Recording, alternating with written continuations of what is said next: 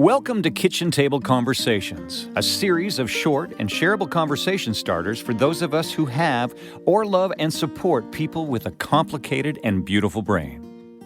Here's your host, Angela Geddes.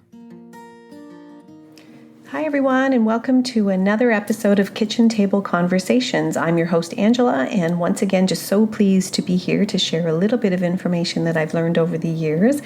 And this week is particularly interesting because today's podcast actually happens to fall on Bell Let's Talk Day.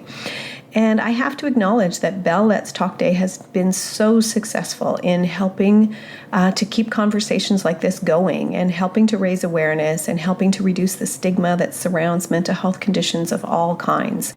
This year's statistics coming from the Bell Let's Talk website indicate that 1 in every 2 people who require mental health support are not getting it. And up to 1 in 4 people are experiencing really high levels of anxiety. And 200 people a day are going to attempt to end their life, and 12 will be successful. These are startling statistics, and we do need to keep this conversation going, and we do need to do what we can to support ourselves in a good way and to support each other. And certainly, there's opportunity for us all to do what we can to prevent negative outcomes and to intervene as early as possible in order to help people heal, help people cope in a good way, and as always, to live our best lives. There are lots of reasons why mental health concerns and mental illness is on the rise. And this is a big topic with lots of things to consider, and we certainly can't tackle them all here. The social determinants of health are really important considerations. Things like income and social status, employment and working conditions, education and literacy, childhood experiences, and some of those really adverse ones that we know of, but we don't often give enough consideration to. Physical environments, social supports and coping skills, healthy behaviors, access to health services, which we know is becoming more and more difficult, biology and genetic endowment. So what we pass on to our kids and what can sometimes interfere with fetal development. Gender, culture, and of course, race and racism. These are so important, and I encourage all of us to learn more and see what we can do to level the playing field in our own communities. I think we all have a role to play. And then there's COVID, and that did not help. That's for certain. But in my humble view, COVID did not cause the problems, but it certainly furthered the divide. So we were all in the same storm, but we certainly are not in the same boat. And then the opioid crisis, which has just exploded during COVID, and people are dying far too often and far too soon. This has to change. And I believe that it can, but it is complicated. And now I'd like to focus on, again, prevention and the role that alcohol plays in our society in terms of the multiple health risks, and in particular in mental health. And again, in the possibility of prevention, I think it's really important to note, like I worked in a hospital, and you just have to spend a very short time in emergency to see the link between alcohol misuse and our emergency visits. And now I want to bring us back to the topic that I remain so passionate about, and that is prenatal alcohol exposure. Did you know that even small amounts, for example, 1 drink a week, changes brain development and increases the likelihood of the onset of depression and anxiety by a significant number? Did you know that epidemiological studies have shown that nearly 16% of women in Europe drink alcohol during pregnancy? And this number increases to 20.9% in Switzerland, 28.5% in the UK, and 26.5% in Russia. Studies have found that maternal drinking can be related to 90% or more of the mental health problems in their offspring and increases the incidences of mental illness such as depression. Again, in the spirit of prevention, this is a real tangible opportunity that we have. Alcohol use is on the rise, and pregnancies exposed to alcohol is on the rise. So how can we together change this? The ripple effect on prevention will be game-changing, and there is so much possibility here, which helps to keep me so hopeful and so inspired and so incredibly, sometimes annoyingly passionate about this.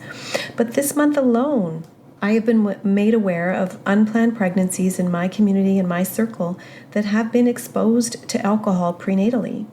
There has been no mention of any concern about that alcohol consumed prior to the awareness or the confirmation of the pregnancy. None, no mention whatsoever. That seems to be the way we roll. Most of us stop drinking alcohol once we find out, but there's not much consideration for those early weeks. And then there are people who really struggle with addictions, where there would be risk of physical harm if they suddenly stop. So we need to consider that as well. There are many reasons why people consume alcohol during pregnancy. And again, I need to really emphasize that none of which include to deliberately harm their growing baby. But we need to share this important information in a way that people want to hear it. I see so many people struggle daily with significant mental health symptoms and social difficulties that would have been avoided had the parents known. Some would say, and have said to me, Ange, our parents all drank during pregnancies, we're all fine. Well, that's debatable. That's a debatable question or a statement for a few reasons. But in my particular case, I can say that my mom thankfully was not a drinker. And yet I do have some friends and extended family members who really do struggle with mental health, rigid approaches, addictions, some sensitivities, and some social difficulties that I am certain is related to prenatal alcohol exposure.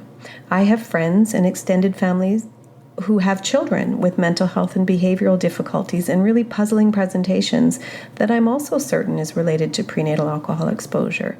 And even in some cases admitted to prenatal alcohol exposure, but yet dismissive of the possibility of FASD.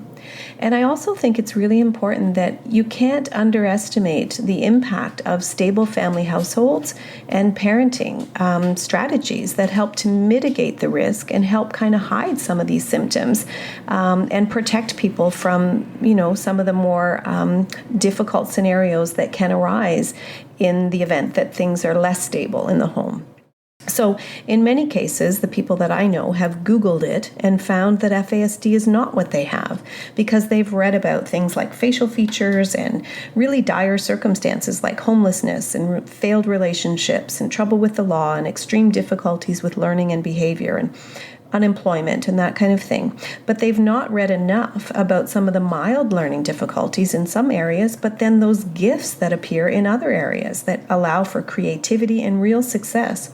They haven't read about things like speech problems that may have rectified, or busy kids with some now kind of laughable behavior problems that we all giggle about. Remember when so-and-so ran naked out of the change room and was sneaking out of the house at age 3, maybe interrupted an important work engagement in front of many people asking for things like spending money because they wanted to buy a pop and really saw urgency in that. So, and then there's also, sleep difficulties that kind of come and go, and anxiety and depression, and maybe the tendency to overthink or ruminate, and maybe some impulsive and emotional vulnerability that causes problems. But, typical teenage stuff, or we chalk up to maybe difficulty keeping up with housekeeping responsibilities, feeling tired or overwhelmed, or just kind of self-sabotaging, it seems. Maybe feeling misunderstood, quick to anger, and say things that they're later sorry for. They have not read about some of the overlapping characteristics and how often people receive multiple diagnoses in their quest to be understood and to live their best lives and to be treated and, assessed properly. We did a thing on January the 16th, and Shannon and I, appeared on Rogers TV, where Shannon admitted that she did not think that FASD looked like this. And you have to check out the video on my website to get a really clear picture of what this is. I mean, she's a beautiful person inside and out with many, many strengths. Very creative, compassionate, tolerant, committed to equality and her well-being and social justice, who shared too that she's received multiple diagnoses over the years that left her very confused and kind of spinning her wheels, and it really impacted her sense of identity. Again, check out my site to see the whole video from Rogers in Brantford. It was pretty amazing. We went there to try to help people understand the link between alcohol exposure in pregnancy and mental health conditions, and to encourage people to rethink their drinking habits if they could become pregnant, and to keep the conversations going at home and again around their kitchen table. The host was a psychotherapist and a social worker who admitted that she learned so much from our brief 10-minute interview and from the few minutes of talking prior to airtime. Our social service providers are uninformed. The literature states that very, very clearly. And so naturally, so are our community members. I learned once again this week that a mom was told by her medical provider that daily use to help sleep, daily use of weed during the pregnancy would be okay. And it would be probably harder on the baby, the growing baby, to quit cold turkey. I had another mom tell me that her doctor said a daily glass of wine would be safe for the growing baby. And she's actually considering suing the doctor for this misinformation. I've had others say to me that this really does need to happen in order to force our service providers, or to set precedent that they need to learn more and give more accurate, evidence-informed advice when it comes to pregnancies and alcohol and other substance use. And so let's help to change this and help to reduce the number of pregnancies that are exposed to things that could cause harm. Prenatal alcohol exposure is the leading cause of developmental disabilities in the Western world. And once again, FASD in its full form, the prevalence rates are higher than autism, cerebral palsy, Tourette syndrome, and Down syndrome combined. This really needs to be discussed. I'm excited to be offering some training specifically for social workers and frontline practitioners to help enhance their screening and assessment skills, and to be better positioned to identify possible prenatal alcohol exposure or the effects of and possible FASD, and to be better positioned to refer and support people in helpful and relevant ways. Once again, see my site for more information, and please consider sharing this to keep this conversation going and to help us all build skills and capacity. There is no denying that alcohol plays a significant role in the increased mental health rates that we are seeing. It's not just a sign of the times. We've been through hard times before, and we can make a difference. It's up to all of us, in my humble view, to support healthy pregnancies. And I really believe that if we do, our conversations in 10 years on Bell Let's Talk Day will be celebrating the successes and acknowledging how we've reduced the impact and reduced the incidences of mental health conditions of all kinds. Let's do this. Thanks again for tuning in. Angela.